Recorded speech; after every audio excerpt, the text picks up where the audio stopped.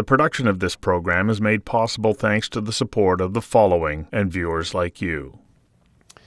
Accessibility is a word that you hear more of, and for good reason. Canadian Paralympian Joel Dembe says being accessible is essential when creating a strong and inclusive workplace and society. He goes on to say it's also good for business. It's good in so many ways, but namely is good for the bottom line. According to Jason Keck, the CEO and co-founder of Broker Buddha, diverse and inclusive companies are 35% more likely to surpass their competitors. Joel Dembe adds, companies with diverse workplaces are 6 times more likely to be innovative and anticipate choppy headwaters and then adapt to meet new opportunities. According to the web accessibility platform AudioEye, more than 1.3 billion people, that's 1 in 6 people, live with some type of disability. Joel Dembe points out, I often tell business leaders we have to see disability as an economic opportunity. I invited tennis and accessibility champion and RBC Senior Manager of Communications Joel Dembe to join me for a conversation that matters about removing barriers. Joel, thanks for joining me. Joel, tell me how your story came to be. How did you wind up in a wheelchair? I was born with a disability. I was born with a spinal tumor. The doctors removed it right away. It led to a scoliosis. Started using a wheelchair as a result at the age of about 5, but spent many, times in the hospital with surgeries, and it just developed over time, which is my story, really. So this is the way that you've navigated your way through life, on wheels rather than on feet. Yeah, to me, it's normal. When I tell my story to the audience, it probably doesn't seem normal at all. But when you're going through it, it just seems like, oh, this is who I am, and I accept me for me, and I just got to keep moving forward.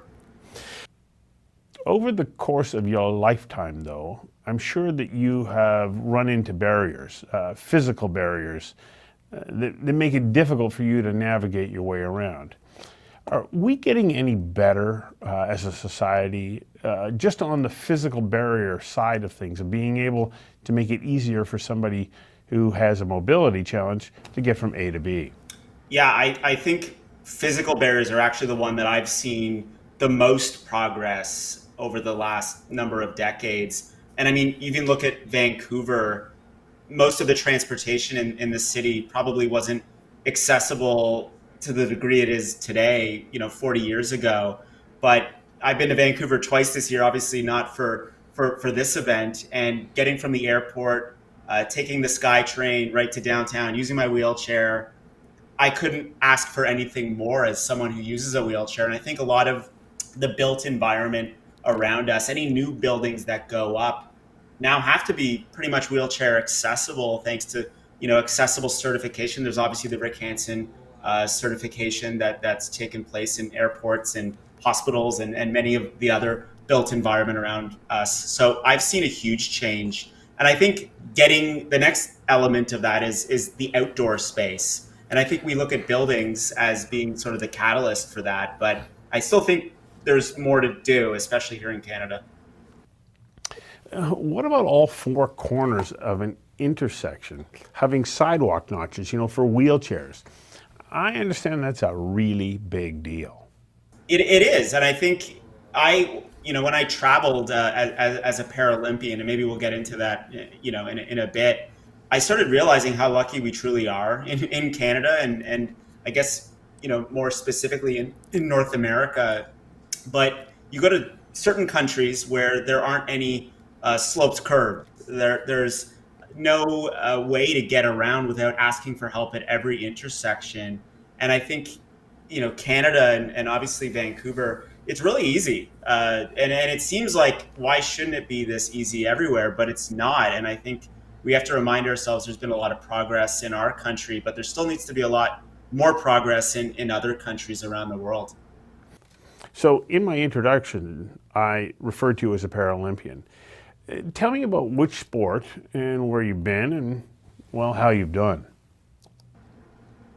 I competed in the Paralympics in wheelchair tennis. That was my sport for many years. I started playing when I was about 13 years old, right through to about the age of 30 when I retired. And wheelchair tennis spoke to me in a number of ways.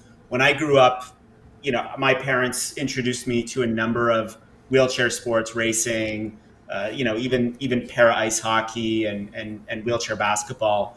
But team sports, and I've told this before, but team sports just didn't click with me because I wanted to sort of be that ball hog. And when I was introduced to wheelchair tennis, quickly became something where, hey, it's on my shoulders. I can do everything, and it was difficult to learn at first because you're juggling, moving your wheelchair, tracking down a moving ball, and obviously hitting the ball, and then rinse, repeat over and over again. But I really liked the challenge of it. I also liked the ability to travel around the world, and I've been to every continent because of wheelchair tennis. So it really gave me the world. Before wheelchair tennis, I'm not sure I would have been able to do or see the things that I would have had I not taken up the sport. So I was very privileged to represent Canada at the London 2012 Paralympics. And obviously in between Paralympics, you're playing tons of tournaments to get your ranking up. So, going around the world and getting my ranking up, winning tournaments, playing with a doubles partner who, was amazing, Philippe Bedard.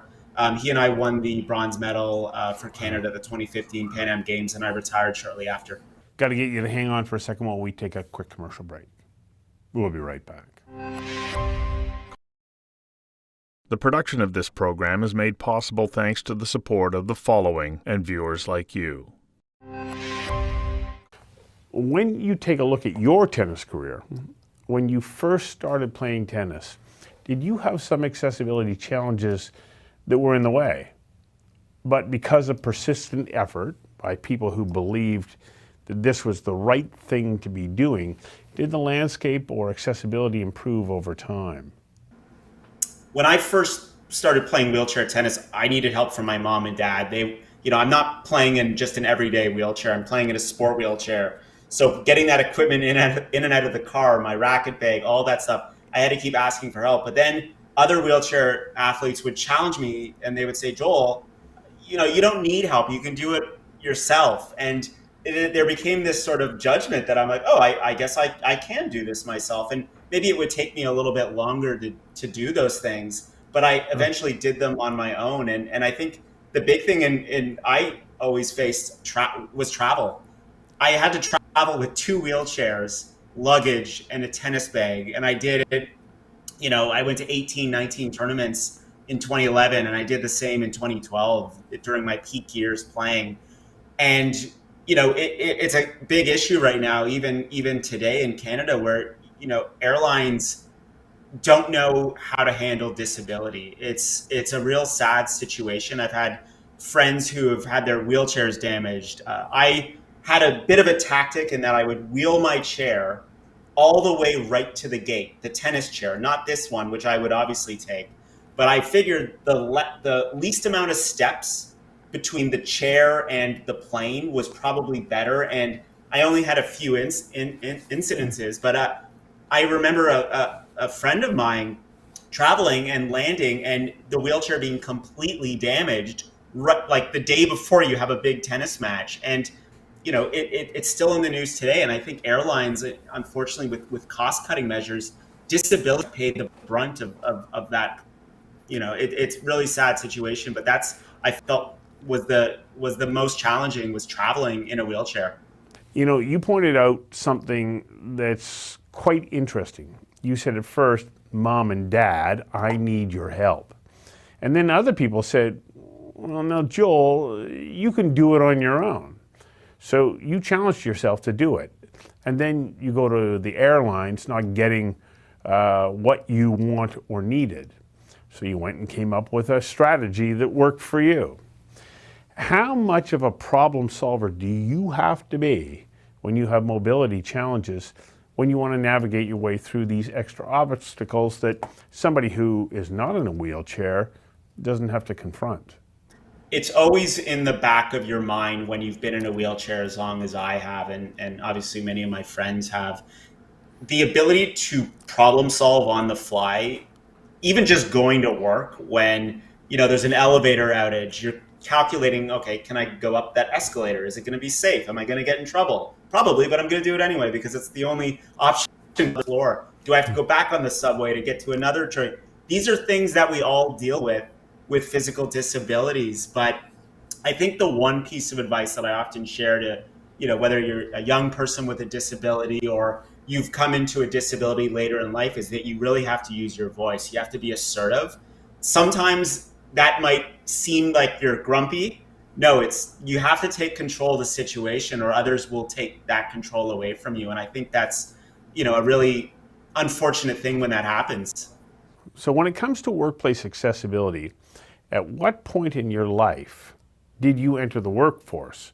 Or were you working while you were still an athlete? What year would that have been? I think most people think that I entered the workforce just after I retired, but even when I was, a young athlete, I was working part-time at various companies, and I started realizing that there were attitudinal barriers to being a worker with a disability. I think we often try to pigeonhole people with disabilities into specific types of jobs, and I don't think that we should do that. I think, if you have the capability to perform, you shouldn't just be thrown in a call center somewhere. You could do anything you want. And, I realized that for me to enter the workforce and be a consistent performer, just the same way I did as a wheelchair tennis athlete, I would have to build a routine and really learn how to, go to work earlier or, get ready in the morning. It's nothing's as easy but going to work when you're in a wheelchair, you have to really think ahead. And I think one of the biggest challenges I face today is still the commute, getting from point A to point B, because there's certain times where you just can't change anything. You can't change if there's a complete outage, in the infrastructure of transportation. You can't change if something's not working. So I think sometimes it's nice to have a backup plan. But what I would say is that hybrid work has really changed things for the better for so many people in Canada with physical disabilities. I certainly know it has for me. Having that ability to say, you know what, okay, this elevator's out, I'm not coming in today, and not feel pressure to come in. I think sometimes I put that on myself, but I think it's something where, when you have a disability, you have to learn A, to take control, but also B, learn to let things go. And we shouldn't have to make that choice when it's just working. This is our second break. We'll be back in a moment. The production of this program is made possible thanks to the support of the following and viewers like you. You mentioned attitude as being a barrier because I think, it's the physical barrier that you want to get out of the way, but attitude is a very big part of any barrier that reduces somebody's access to employment opportunities that can be fulfilling. Those economic or job opportunities that give you a sense of fulfillment and they enrich you. And they also allow you to be a strong contributor. How are we doing from a societal perspective on overcoming some of those attitudinal challenges or barriers? Not well. I think on one hand, when I was a Paralympian, I felt that we were making traction, but I think the more I'm entrenched in the corporate workforce, the more I simply don't see myself represented. And the stats back me up. Many people with disabilities still live in poverty in Canada. Many of those who do work are in low-paid jobs. I was hoping to see progress on the scale of what the Paralympics had in London. We had packed stadiums. We had high ratings on Channel 4, which is where it aired in UK. But there is still an element of being invisible when you have a disability. And I think we have a greater appreciation for the broad array of disabilities. I think most people see someone like me as the prototypical person with a disability because of the wheelchair. It's the logo that you see everywhere. But I think the definition of disability, depending on who you ask, is changing because of invisible disabilities, people who are on the neurodiversity side of things. But I still think there's this inherent, change that we have to make to include more people with disabilities. And one thing that I often tell business leaders and those who I talk to is we have to see disability as an economic opportunity. If you bring more workers with disabilities into your workforce, you're also looking at your customers too, and it's no different that you want to have a workforce that represents the population in which you serve. So I think it goes both ways. I still think with an aging population, by nature of disability, the odds of disability increasing as you age, that we might actually just by nature have more persons with disabilities in the workforce because of just maybe we have an aging workforce. But I still think we have to force the issue and not force, but ask business leaders to be accountable to add disability to their global diversity and inclusives. This is a big deal, but we're not making enough progress. When you don't hire people who have disabilities, you don't think about people with disabilities as being part of your market.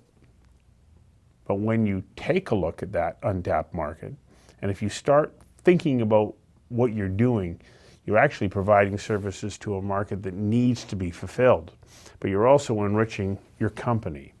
And so it's a great economic decision to say, I'm going to make a difference.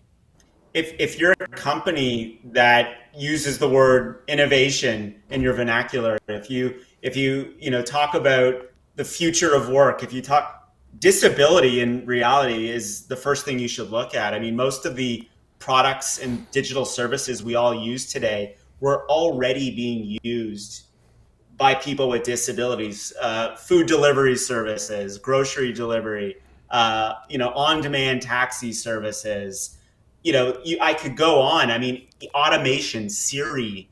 We're on the precipice of something truly incredible with the onset of artificial intelligence technologies. But I could see a lot of those things at first working for people with disabilities in a material way. And I think if you want to serve a population, you want to have a preview of what's going to work, make sure your product works for people with disabilities. I've heard Apple does that before they're rolling out a new app or service or product. So again, I like Arnold, this is a huge economic opportunity. And if you're an organization that isn't prioritizing disability or accessibility in some way, you're going to be left in the dust. Brad McCannell of the Rick Hansen Foundation, in a conversation that I had with him a few years ago, said when speaking to employers, they'll go, oh yeah, we got an accessibility program. And so he says, oh, does that mean that you've got a telephoning program for people who have trouble hearing? What about people who are blind? What about, any kind of skills? You can't just think, oh, I've addressed one thing. I've made this wheelchair accessible. An accessibility mindset, he says, needs to be much broader. Yes, I think, disability can be permanent. It can be temporary or situational, right? And I think if we look at disability that way, we solve for so many things, whether it's someone who, has an accident and they have to use a walker for a little bit until their leg repairs, or an expectant mother, anything like that. We have to sort of encompass disability as the central focus as part of being a human. And that's really what disability is. And I've been one of the people that have been quite vocal about making disability more relatable by focusing in more on health and more on situational awareness. So I echo those words completely. Third and final break. We'll be right back. The production of this program is made possible thanks to the support of the following and viewers like you.